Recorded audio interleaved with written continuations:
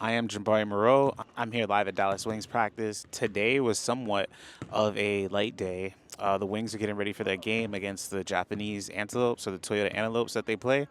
Notable standouts in practice today. Nothing, like I said, it was kind of a light day. So, some of the notables today, what we saw in media, NaLyssa Smith, she spoke about how Hines-Allen is one of the vets that have been pushing her. And this is what NaLyssa Smith had to say about her upcoming matchup against this Japanese team. All right, you guys are going to get to play in front of the home crowd for your first time playing in front of this crowd. How are you feeling ahead of tomorrow? I'm excited just to see new faces, new arena, new environment. So it's going to be super fun. I can't wait to see everybody.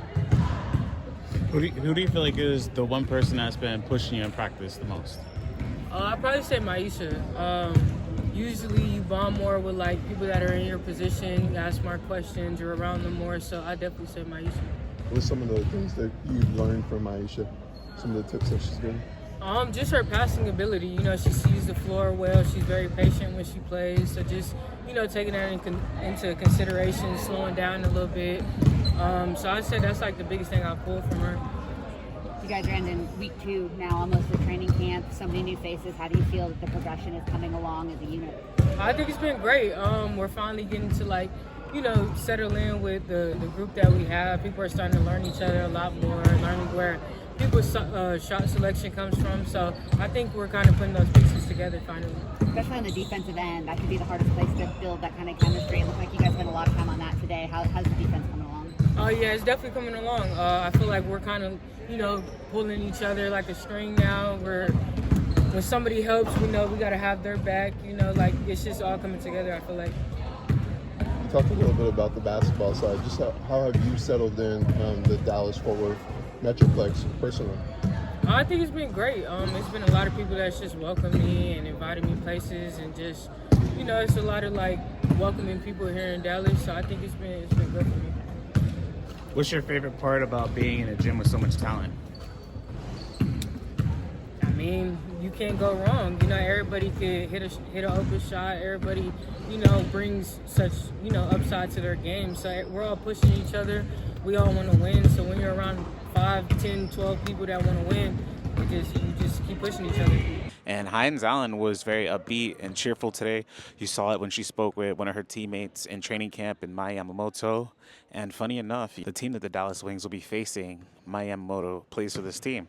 So it'll be interesting for her to go up against her former team, or current team, to say the least. Other notables in practice today, we saw a one-on-one competition breakout from Arike Ogunbowale and some of the practice players. You could just see the fact that she's really competitive and very engaging. I mean, and then some other great things that you saw from Smith and Carrington. Both of them are working on their games individually.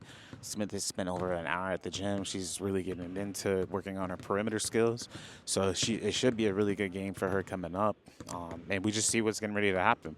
Also, some notables were head coach Chris Koclanes, who spoke about versatility and the fact that he wants to get his team engaged and clean up some things before the Japanese game.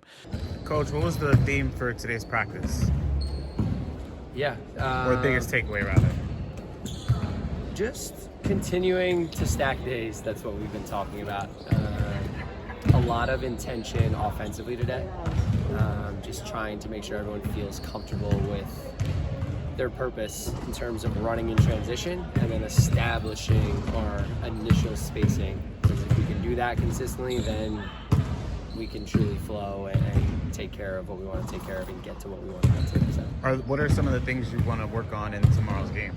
Yeah, so still tomorrow, second opportunity for us to play a game against somebody else, finding that balance of continuing to build the chemistry with, some of the those 8 that we know are going to be on our roster, while still providing other people opportunities to scratch and claw and make this final roster. So lots of different things, combinations, giving people enough minutes to still get the rust off.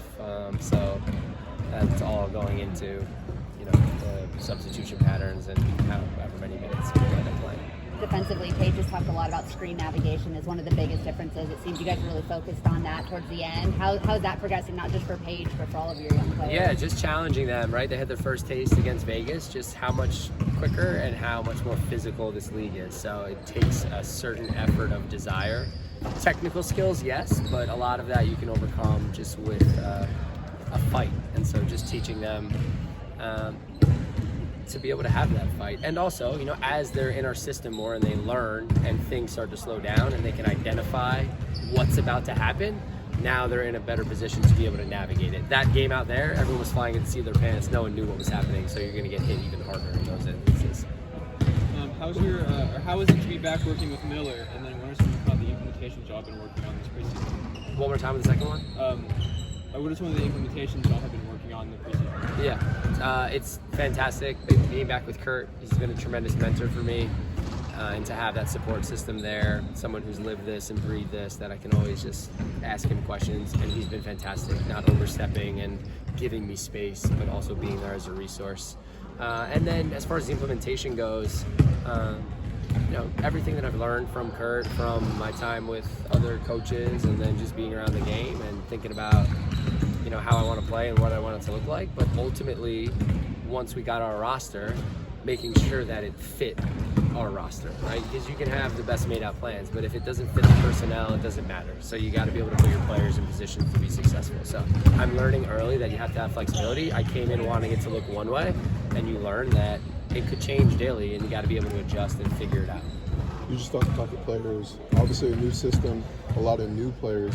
How have those players adapted to finding their role on the team? Yeah, they've been great. The chemistry, the connectivity is building day in and day out. The conversations on the sideline and the baseline continue to get better and of more substance, to where now, you know, we're talking more X's and O's, and hey, you like this, or you're going to be there, or you can feel that more and more. So that's encouraging as a coach to see that. And how is it in preseason, you know, with the freedom that you're giving players to also make mistakes, since it's preseason, learn things, but also you want to implement your structure as well?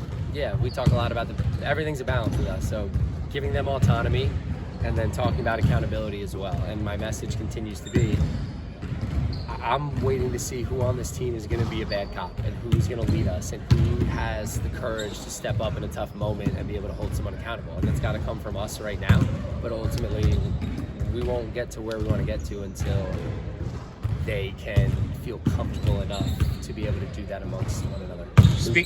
Speaking of accountability, what's the matchup that gets the gym buzzing? The matchup that gets the gym buzzing? Yeah, like say if the two players are going back and forth with each other. You know, Kyla Charles has just been so impressive with her effort day in and day out. So she has not backed down from anybody and just has been able to raise that level of whatever team that she's on with her physicality. So, you know, challenging her to guard Paige, guard on the ball, but then also guard Arike. She's been guarding everybody, and I've loved her energy and effort. And just going back to that, when you said you're looking for a bad cop to help hold players accountable, is that more of it's just a lot of new players together, or is it more of a lot of voices and you're just leaning on one or two captains of the team? So it's my message has been to lead from where you are, right? Everyone has their own leadership style, and so, and again, everything is new, right? So having patience still that, you know, they're all figuring each other out. These are all brand new relationships, so they're building these relationships. They're gaining trust. I just want to keep it on our minds that, you know, there's going to be tough moments to where we need to have some tough conversations that may feel uncomfortable. But if we've developed that trust and that respect, we'll know that ultimately it's because we want to get somewhere bigger than us. What are some characteristics about the Antelopes that people who may have never watched them play should know before the game starts? Yeah, I mean, they're fast and they fly around and they shoot the ball. So it should be a fun brand. All right, from what stood out to you this week from the team's preparation and development heading into this game? One more time, I missed the beginning. Sorry. From what stood out to you this week from a team preparation and development? Yeah. Heading into this game. Yeah. I'm encouraged by our focus. Training camp is hard. Outside of on the floor, there's so much being asked of them, right? They just showed up. There's all sorts of things that need to be done on the business side, organizationally. So there's so much being thrown at them. And I'm really encouraged by our ability to handle all that and then still step here in between the lines and have a focus to be able to be extremely productive and efficient with our time together on the court. For the Wings, they had one of the worst defenses last year in the WNBA, but they're looking to obviously make big strides and improvements. Maddy Siegrist also spoke about this when she talked about the fact that this team is versatile, and today was a very defensive-driven day. This is what she had to say about it. Maddy, what's the energy been like on this roster compared to others you've been on? Yeah, just really exciting. I think we got like kind of a young group, so everybody's just like full of life, super excited. A lot of new pieces together, so just building the chemistry. It's really what the biggest focus the last few weeks. Are you feeling like you're now the second most famous alum from Villanova after the Pope? I am. I mean, that was crazy. We got out of practice yesterday, and I had like 100, like all these texts and missed calls. I'm like, something happened, and then like I saw who the calls were from, and I'm like, it's like the president, like all our people at Villanova. I'm like, what's going on here? So super exciting. Obviously, paying attention to the conclave, but super excited Villanova alum in the Vatican. What's one thing that this team does well that most people don't expect? I think we compete. And we're really versatile. So I think when you put those pieces together, you get, you're gonna get some good results. How are you feeling that if you're carving out your role in this new look offense? Are you getting comfortable? What do you think is the most important thing you can bring? Yeah, just extra possessions. I feel like that's something I've hung my hat on. Is just running the floor every single play, trying to get some baskets that way, and then offensive rebounds. But obviously, I've been working on my three-point shooting a ton, just trying to bring that. Not only be a threat, but consistently be able to knock people down every night. What's been the overall message or focus of today's practice? A little bit of everything. Yesterday we did a big offense practice, so obviously today was big defensive practice, and just when things, not the first action, but like the third action you're defending, making sure we're still communicating through that. And how's it feel when the league is having partnerships or having a preseason game with professional teams in Japan? It's so exciting. I mean, we've had Mai here who told us a little bit about her experience over there, so it's just great. I think the more eyes, the better. You're still a fairly young player in the league, but you're a veteran when it comes to being a part of this team. Yeah. How have you taken a different leadership role maybe this year? Yeah, I feel like, I'm a little on the quieter side, so trying to lead by example, but definitely using my voice and just trying to be a calming presence. And especially things get crazy during a game, they might not go your way. I don't usually react too bad to the referees or anything, so trying to bring everybody together that way. This is the last practice before their game against the Japanese team, the Toyota Antelopes. And then after this game, they're getting ready to have a lot more games upcoming because it's the regular season. I am Jimbo Moreau. This is Moreau Sports Media. Make sure y'all sub to the YouTube.